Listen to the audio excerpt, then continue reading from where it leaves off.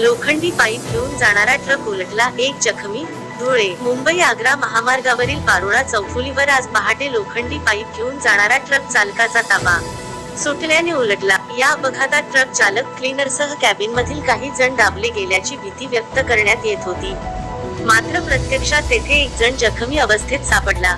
त्याला उपचारार्थ रुग्णालयात दाखल केले असून क्रेनच्या सहाय्याने हा ट्रक उभा करून अधिक माहिती घेण्याचे काम दुपारी उशिरापर्यंत सुरू होते. याबाबत मिळालेल्या माहितीनुसार इंदोरकडून लोखंडी पाईप घेऊन निघालेला DN09S9633 हा ट्रक पारोळा चौफुलीवर हनुमान मंदिर व मोतीनाथ मंदिराजवळ चालकाचा ताबा सुटल्याने उलटला.